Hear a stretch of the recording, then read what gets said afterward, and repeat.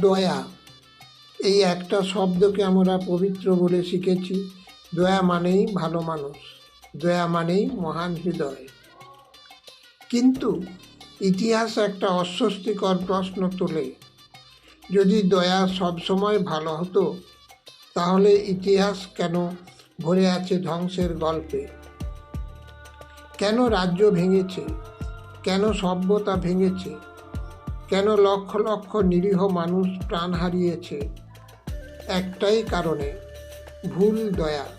আপনারা দেখছেন এনরিচ ছায়াজগৎ, যার প্রতিটি রহস্য নিজের ভিতরের শক্তি ও বুদ্ধিকে সমৃদ্ধ করতে সাহায্য করে। আজকের পর্বে চাণক্যের সেই কঠিন অপ্রিয় সত্য, কেন দয়া পূর্ণ নয়, আর কেন দয়া ইতিহাসের সবচেয়ে ভয়ঙ্কর অপরাধ। চাণক্যের দর্শন, দয়া বনাম বিবেক। চাণক্য কখনো দয়ার বিরুদ্ধে ছিলেন না, তিনি ছিলেন বিবেকহীন দয়ার বিরুদ্ধে। চাণক্যের মতে দয়া তখনই গুণ যখন তার ন্যায়ের পাশে দাঁড়ায়, কিন্তু যখন দয়া অন্যায়কে বাঁচায়, দয়া অপরাধীকে সাহস দেয়, দয়া দুর্বলতাকে প্রশ্রয় দেয়, তখন সেই দয়া আর মানবিক থাকে না, তা হয়ে ওঠে বিপর্যয়ের বীজ।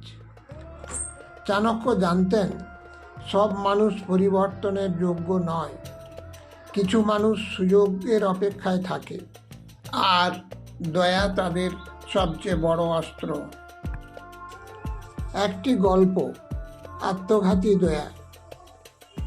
প্রথমে একটি অতি পরিচিত গল্পের প্রসঙ্গে আসা যাক। এক চাষি মাঠে কাজ করতে গিয়ে দেখে একটি সাপ গুরুতর আহত অবস্থায় পড়ে আছে।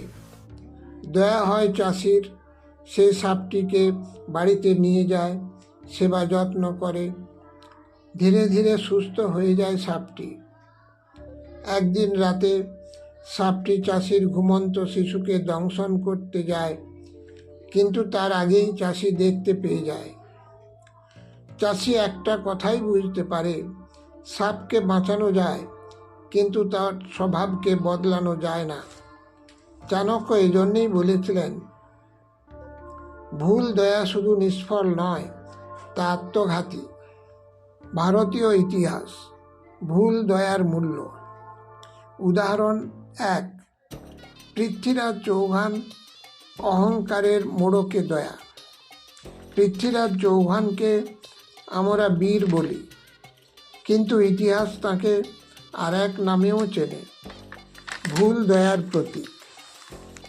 মোহাম্মদ ঘুরুকে তিনি একবার নয়, দুবার নয়, বারবার ক্ষমা করেছিলেন।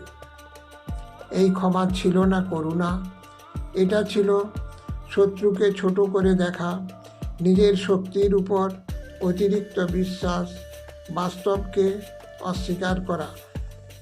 চাণক্যের ভাষায়, যে শত্রুকে দুর্বল ভেবে দয়া করা হয়, সেই শত্রুই পরে সবচেয়ে নির্মম হয়। এই একটি মাত্র ভুল সিদ্ধান্ত ভারতের রাজনৈতিক ইতিহাসের গতিপথ বদলে দেয়। উদাহরণ 2, সম্রাট অশোক।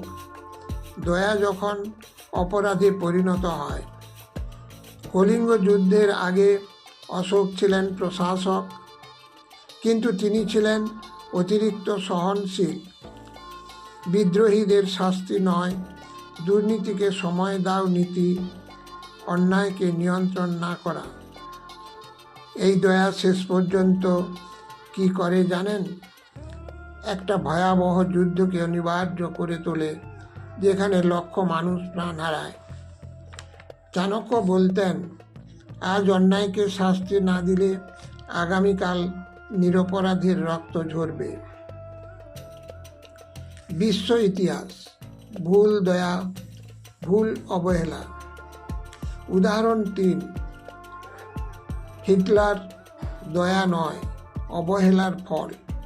প্রথম দিকে হিটলারকে সবাই হালকাভাবে নিয়েছিল, ও একটা চরমপন্থী, ও বেশি দূর যাবে না, সময় গেলে নিজেই থেমে যাবে।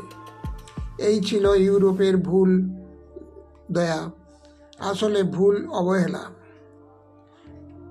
চাণক্যের চোখে দয়া আর অবহেলা এক। যখন দুটোই অন্যায়কে সময় দেয়, ফলাফল ইতিহাস জানে। একজন মানুষ নয়, একটা সভ্যতা পুড়ে যায়। উদাহরণ 4, রোমান সাম্রাজ্য ক্ষমা নয়, দুর্বলতা।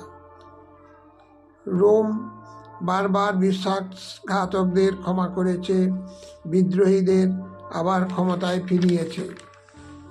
চাণক্য বলতেন, যে রাষ্ট্র বিশ্বাসঘাতককে বাঁচায় সে নিজের কবর নিজেই খোঁড়ে। রোম ধ্বংস হয় একদিনে নয়, ধ্বংস হয় ভুল দয়ার ধারাবাহিকতায়। আধুনিক জীবনে ভুল দয়া। আজও আমরা একই ভুল করি। টক্সিক মানুষকে বারবার সুযোগ দিই, দুর্নীতিকে এভাবেই চলে বলে এড়িয়ে যাই, অন্যায় দেখেও চুপ থাকি। আমরা ভাবি মানুষটা খারাপ নয়। চাণক্য বলতেন, সবাই খারাপ নয়, কিন্তু সবাই ভালোও নয়। গভীর উপলব্ধি। দয়া তখনই পবিত্র যখন তা ন্যায়কে শক্তিশালী করে। আর যদি দয়া অন্যায়কে বাঁচায়, অপরাধীকে সাহস দেয়, সত্যকে দুর্বল করে, তবে সেই দয়া পাপ। চাণক্য নিষ্ঠুর ছিলেন না, তিনি ছিলেন বাস্তববাদী। উপসংহার। আজ নিজের কাছে একটা প্রশ্ন রাখুন, আপনি কি এমন কাউকে দয়া করেছেন যার সেই দয়া গ্রহণের যোগ্যতা নেই? কারণ ইতিহাস বলে, ভুল দয়ার জন্য সবচেয়ে বেশি ক্ষতি হয় দয়ালুরই।